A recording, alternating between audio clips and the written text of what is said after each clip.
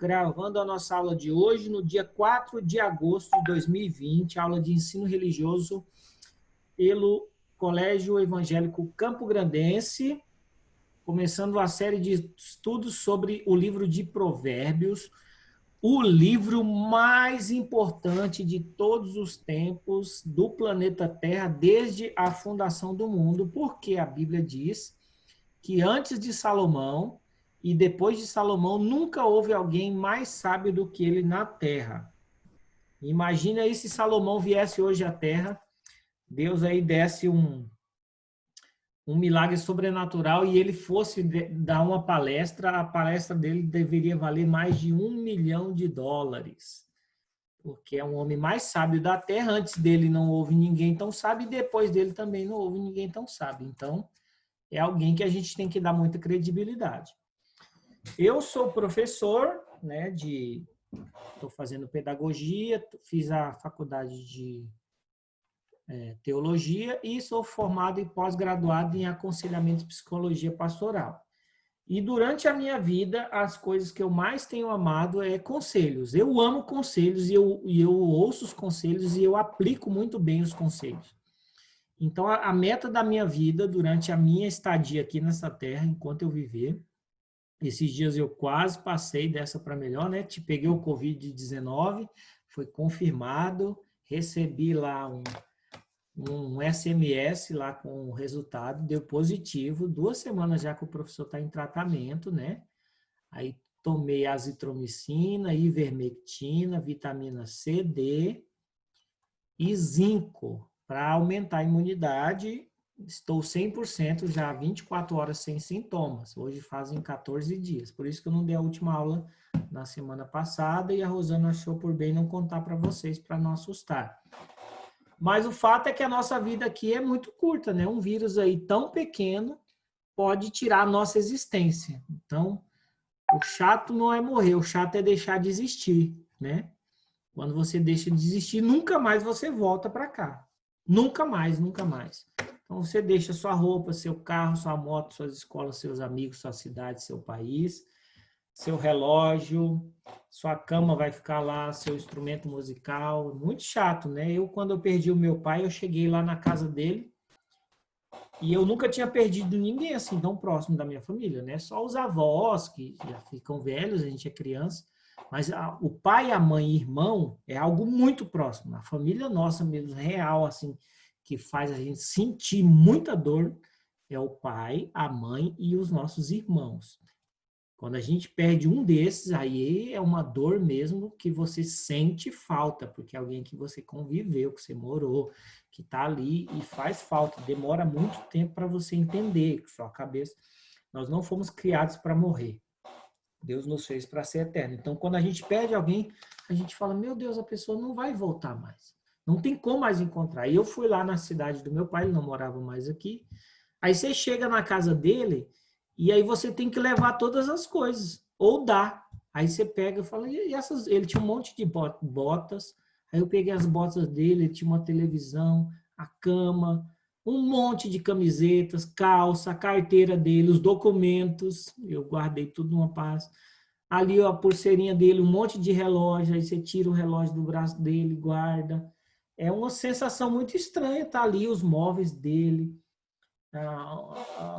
o chocalho, a espingarda, ele tinha uma espingarda 20, né? Um tiro de 20, aquele cartuchão. E aí você dá algumas coisas, né? Aí você vai lá, eu olhei debaixo da televisão, tinha R$ 200 dele, porque ele guardou escondido. Aí vai lá na conta, tem que encerrar a conta dele, aí tem que ir no obituário. Então, para mim, a coisa mais triste... Ó, professor Júlia.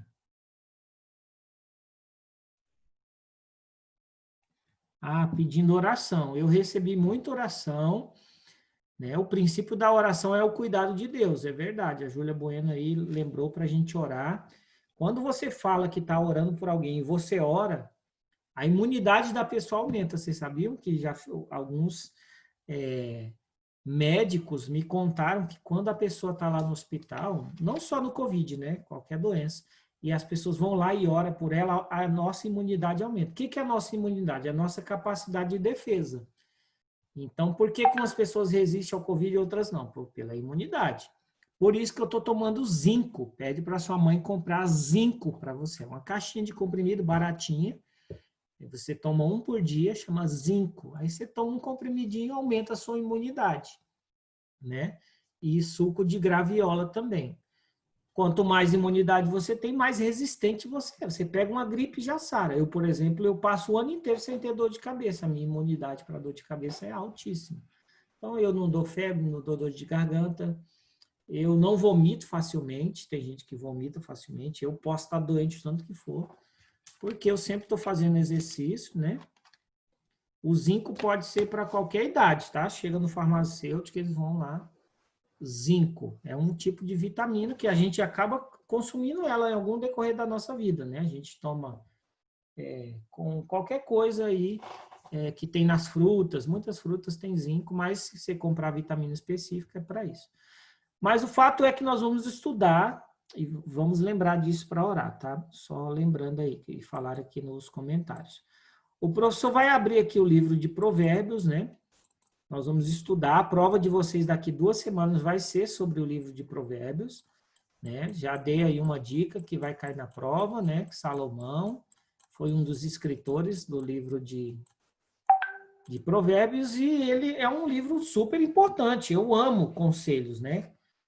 Quando eu ouço conselhos, eu deixo de sofrer. Então, antes de eu casar, eu fui o último a casar da minha turma. Então, todo mundo ia casando e eu ia perguntando, como que vocês fazem? Quanto você gastou no casamento? Qual que é as coisas que mais dá briga? Como que você escolheu a sua esposa? Como que você escolheu uma pessoa legal, chata, pela beleza? Como que ela trata os pais dela, né? Como que é um casamento? Como que a gente tem que lidar? E aí eu fui aprendendo muita coisa. Eu já tinha terminado a minha faculdade, né? Que é uma das coisas que sempre me disseram desde criança. E tem conselho que eu ouço e eu acato assim como se fosse, eu não mudo. Por exemplo, a minha mãe falou, filho, o ideal da vida é casar depois de terminar a faculdade. A maioria das pessoas casam antes de terminar a faculdade, porque eles querem casar logo. E eu não, eu tinha vontade, já estava namorando, mas eu falei, enquanto eu não terminar a minha faculdade, eu não vou casar. E dá certo, porque termina a faculdade, você tem um emprego. Tendo um emprego, você pode comprar uma casa, um carro, abrir uma conta, tirar habilitação, todas as outras coisas. Então, eu ouço muitos conselhos e eu pratico o que eu ouço. Eu só casei depois da minha faculdade. Então, eu já tinha uma cabeça muito boa, eu já estava com 25 anos, já tinha vivido muita coisa, experimentado, já sabia cozinhar, já sabia lavar minha roupa, já sabia lidar com tudo. Oi, amor. Terminou a aula? Estou na última aula aqui. Falta 15 minutos. Depois te ligo. Tá. Olha, a esposa acabou de ligar, eu lembro. E a gente tem que atender a esposa, que não ela acha que fica preocupada. Então, o livro de Provérbios, ele vai ajudar muito vocês. Professor, durante a minha vida, se eu fosse ter que ler só um livro na minha vida, qual o livro que você me indicaria? O livro de Provérbios. Porque é o homem mais sábio do planeta, né? E ele vai te dar uma gama de coisas para você interpretar seus pais, a sua escola, as autoridades, seus amigos, como que você lida com seus sentimentos. Por exemplo, por causa de uma frase, eu me tornei uma pessoa altamente feliz. Uma frase que diz assim, você é maior do que as suas ofensas. Ninguém pode te ofender se você não deixar. Então a pessoa fala, você é um idiota, pessoal. Obrigado, tchau, tô. Você é burro. Não, tudo bem, tranquilo, vou dormir tranquilo. Ah, você é feio. Olha, tranquilo, muito obrigado, Deus abençoe, tchau. Ah, você é uma pessoa idiota. Não, tranquilo, obrigado. Foi um prazer te conhecer e tchau. Então, com essa frase, eu falei, puxa, então eu sou maior do que as minhas ofensas. Ninguém pode me ofender se eu não me permitir. É um sentimento. Então, quando uma pessoa hoje me atinge, eu durmo tranquilamente. Eu ficava pensando e chorava, ficava desesperado. Não, mas eu não sou o que ela falou. Hoje as pessoas não conseguem me atingir. Tem que ser algo muito sério para me atingir nas minhas emoções. Graças a uma frase. Eu descobri que eu sou maior do que as minhas ofensas. Ninguém pode me ofender se eu não permitir. Então, ninguém pode determinar o que eu sou e o que eu não sou. Ninguém pode dizer a não ser Deus. E Deus sempre diz coisas boas a respeito de nós. Então, as frases, os provérbios, eles nos blindam, eles nos dão como se fossem armas para a gente vencer na nossa vida, né? Durante a nossa vida, a gente precisa de proteção. Por exemplo, qual é a nossa proteção número 1? A roupa, né? Você não vai sair aí nu na rua. A roupa te protege do sol, do frio, do calor, das formigas, né? O calçado te protege o seu pé. Quando é criança, sua mãe, filho, pega, anda, cadê a sua sandália, seu calçado? Até você pisar num prego, pisar numa formiga, num sapo ou num bicho morto, né? Ou pisar num cocô de cachorro mole. Que aí seus dedos entram dentro daquele cocô, aí você fala, meu Deus, é horrível andar descalço realmente. Ou você pisa num espinho, né? E aí você vê o quanto é importante ali andar com um chinelinho, né? Coisas básicas, suas proteções. E na nossa vida a gente ganha muitas proteções. Então o livro de Provérbios, eu li já ele várias vezes. Eu comprei o livro de Provérbios separado, para você ter noção. Aí eu peguei um livro só sobre o livro de Provérbios e eu tinha um livrinho pequenininho também assim, que tinha um monte de frases e provérbios e ditados populares, e eu também tenho uns 2 livros, cadernos que eu escrevo, por exemplo, quando eu estou numa palestra, quando eu estou com a minha esposa, eu sempre gosto de escrever o que eu aprendi na minha vida, né? Se eu morrer hoje, por exemplo, e nasceu meu filho, ele pode pegar esses livros e ele vai, puxa, meu pai aprendeu tudo isso na vida. Tanto que tem uma tarefa para vocês essa semana, justamente sobre isso. Vocês vão sentar com os pais de vocês e eles vão ter que dar uma lista de 7 frases, versículos ou ditados populares que ajudaram eles a melhorar a vida e como eles lidaram com a vida através dessas frases. Todos nós temos que ter muitas frases, né? Quando você assiste um filme, o que fica no filme são as frases. Eles escolhem várias frases para te impactar. A gente esquece totalmente do filme, mas aquela frase, aquela cena fica na nossa cabeça. Professor, então a Bíblia, ela é um livro, né? E a palavra Bíblia vem de biblioteca, a biblioteca, é a mesma coisa, biblioteca e Bíblia. Então, a Bíblia não é um livro, ela é uma biblioteca de livros. Por isso que ela tem 39 livros no Velho Testamento, no Antigo, e 27 no Novo. 27 com 39 dá 66 livros. E essas pessoas tiveram a ideia, né? Em vez de você chegar lá na sua escola, na sua igreja, com 66 livros dentro de uma mochila, eles pegaram e colocaram tudo em um livro só, colocaram o nome de biblioteca, né? Se um dia quiserem mudar o nome da Bíblia para biblioteca, não tem nenhum problema, tá? Bíblia é biblioteca.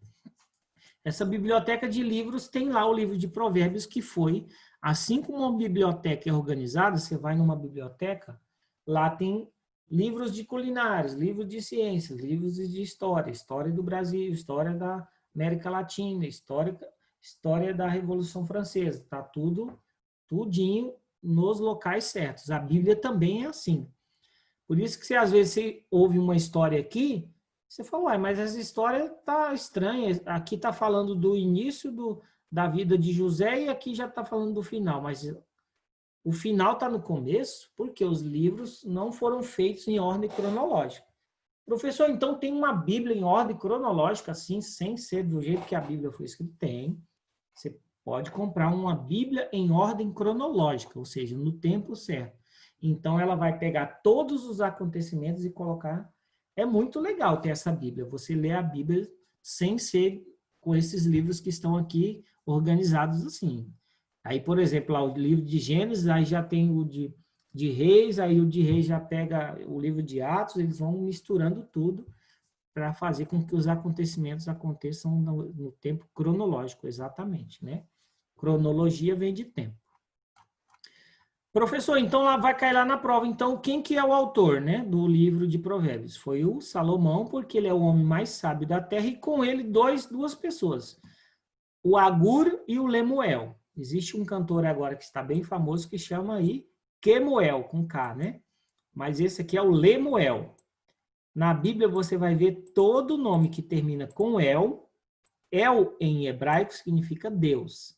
Então, Rafael, Samuel, Daniel, Salatiel, Gabriel, todos esses com El. El no hebraico significa Deus. Então, se seu nome termina com El, seu nome está relacionado a Deus. Deus é sua força, Deus é o seu escudo, Deus é a sua cura, Deus é o seu alicerce, né? Daniel. Então, a palavra El é Deus. Muito legal. Tanto que a minha esposa queria colocar o nome do nosso filho de Rael. Então, se colocou El no nome, está relacionado ao Deus verdadeiro, nosso Jeová.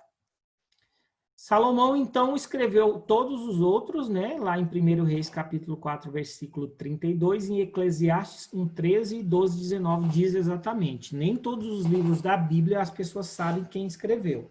Mas Salomão, aqui diz que, sem dúvida, é a referência inquestionável da autoria dele. Então, por isso que eu sou altamente apaixonado por esse livro. Ele me ensina muita coisa. A data mais provável da composição de Provérbios é o ano 950 a.C. Então, antes de Jesus nascer, 950 anos antes dele vir na Terra, foi escrito o livro de Provérbios e foi organizado no século VI, depois da queda de Jerusalém com o exílio da Babilônia. A Babilônia era os Estados Unidos da época, né? Hoje, tecnicamente, a China é mais poderosa do que os Estados Unidos. E as pessoas estão muito preocupadas com isso, né? Porque os Estados Unidos, a China, ela tem 1,2 bilhão de habitantes. Ela é 6 vezes maior do que o Brasil em população. E tudo lá é gigante, né? Enquanto o Brasil faz 10 bolsas por dia, os Estados Unidos, a China faz 1 milhão de bolsas por dia, que tem muita gente trabalhando lá. Praticamente tudo que a gente compra hoje vem da China, porque eles fabricam muita coisa, porque eles têm muita gente para trabalhar. E eles têm armas atômicas, eles têm guerras, eles têm armamento pesado e tecnologia, né? Por exemplo, por que os Estados Unidos é o país número 1 do planeta Terra, professor? Porque eles são os mais sábios da Terra. E tudo que há de legal nesse mundo praticamente veio dos Estados Unidos. O iPhone, o tablet, o computador, o PC, o notebook, as tecnologias, né, os relógios, as melhores marcas que existem, as melhores comidas, o McDonald's, o Subway, o Burger King, o Bob's, aquelas cafeterias, lanches rápidos, tudo que o Habib's é brasileiro, né?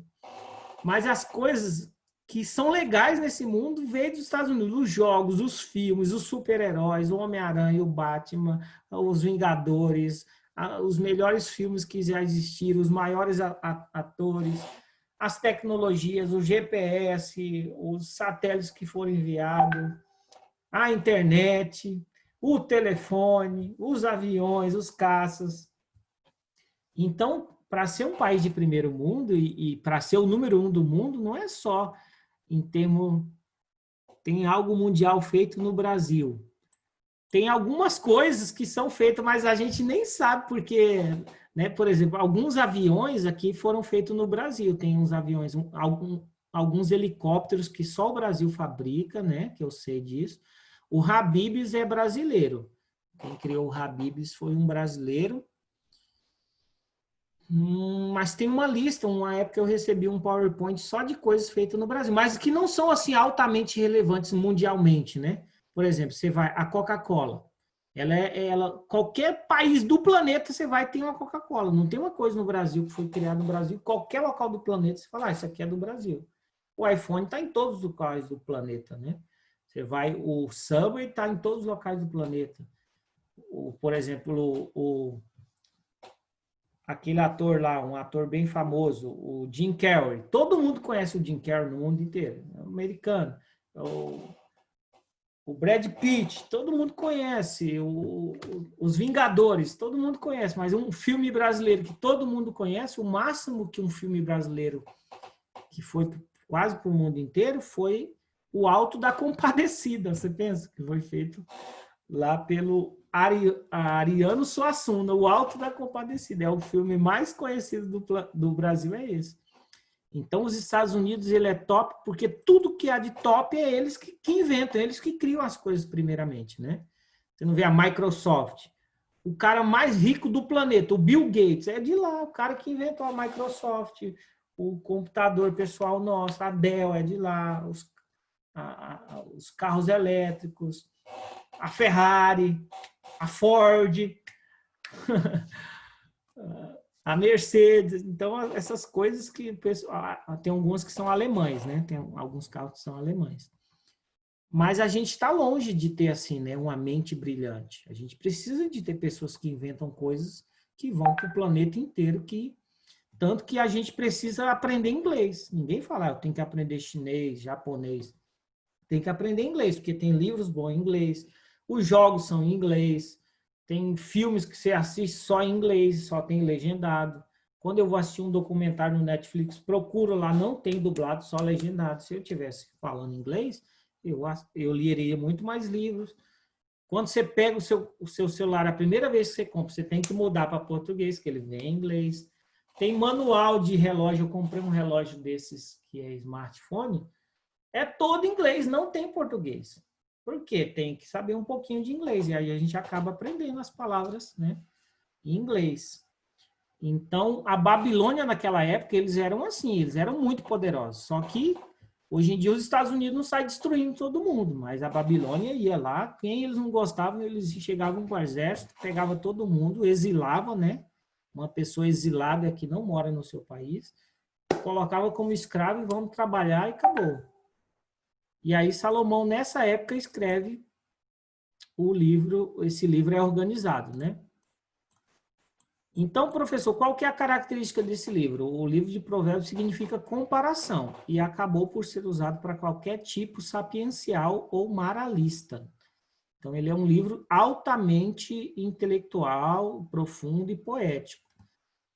A comparação, normalmente, é quando a gente fala algumas comparações, né? A pessoa fala assim, olha, fulano é igual o cavalo paraguaio. Vocês já ouviram essa comparação? Para quem já... Olha, é um ditado. O cavalo paraguaio, ele tem arrancada. Ou seja, se coloca um cavalo paraguaio e outro cavalo normal e coloca eles para correr. Pá! Quando o cavalo paraguaio vai sair na frente, porque ele tem uma arrancada muito grande. Já o outro cavalo não tem tanta arrancada, mas ele tem mais resistência. Então, depois de 500 metros, o cavalo paraguaio fica para trás, cansa. Então, quando você quer falar para um amigo seu que ele é uma pessoa que começa e não termina algo, que ele só tem motivação, mas não cumpre o que ele prometeu, ele é um cavalo paraguaio. Você é um cavalo paraguaio.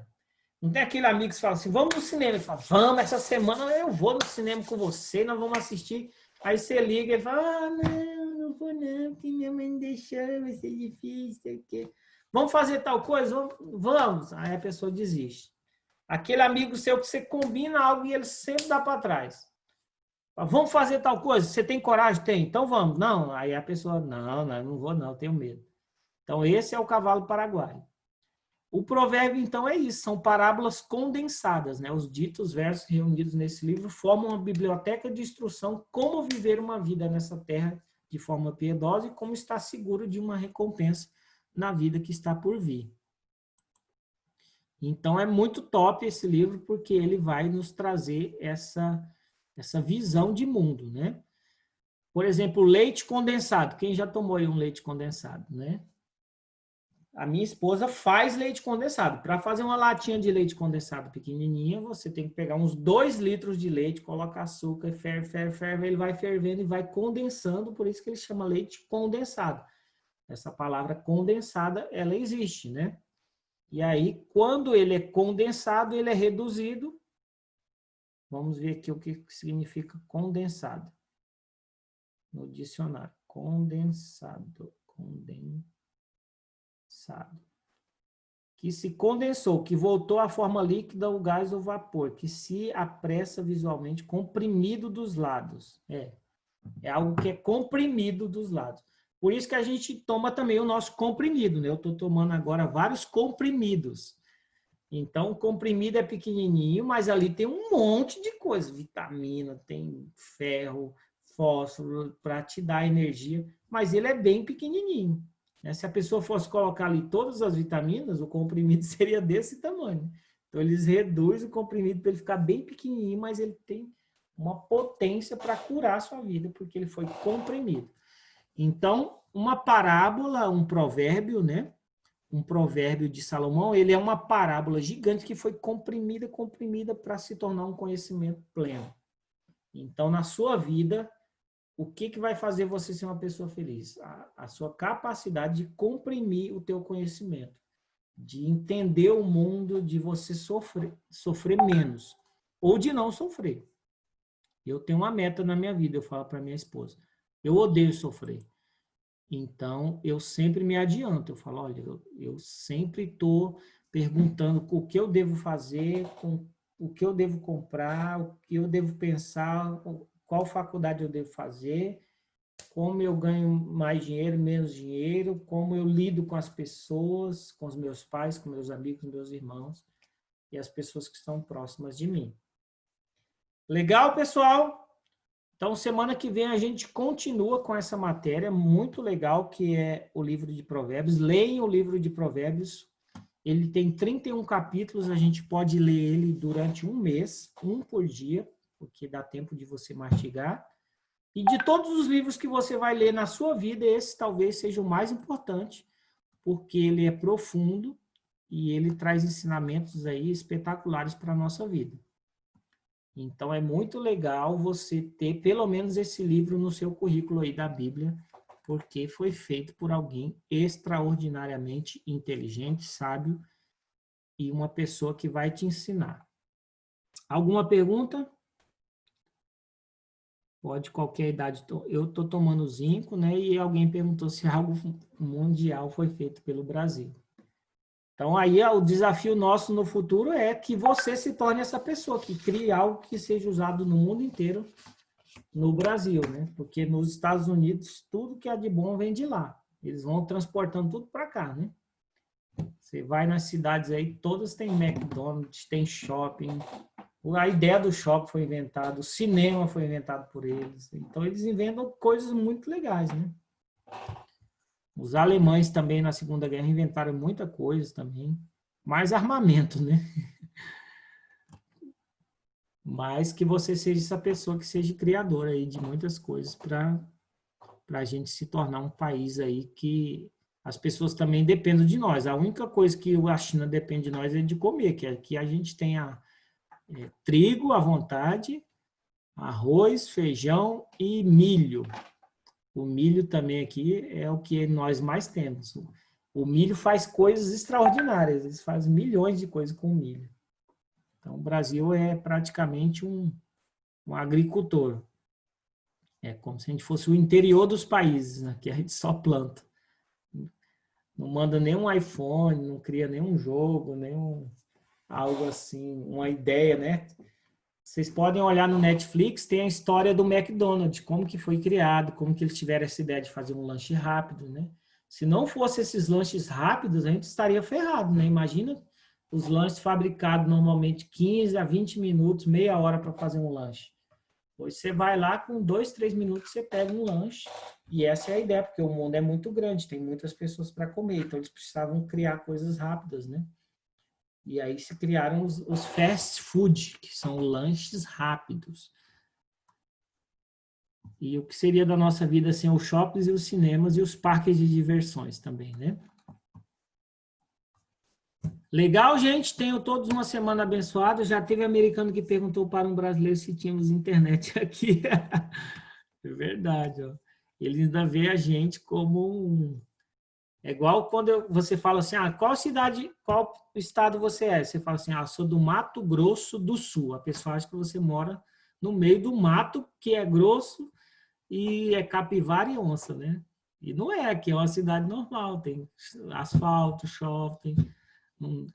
Tem gente que nunca viu uma onça, né? Eles acham que a onça veio na nossa porta aqui.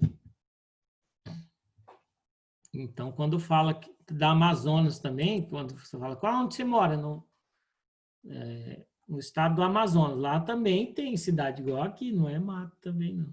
Então, eles veem o Brasil ainda como essa terra de índio aqui. Então, a gente tem que criar mais coisas, só depende de nós. Legal, então? Mais alguma pergunta para a gente encerrar nossa aula de hoje?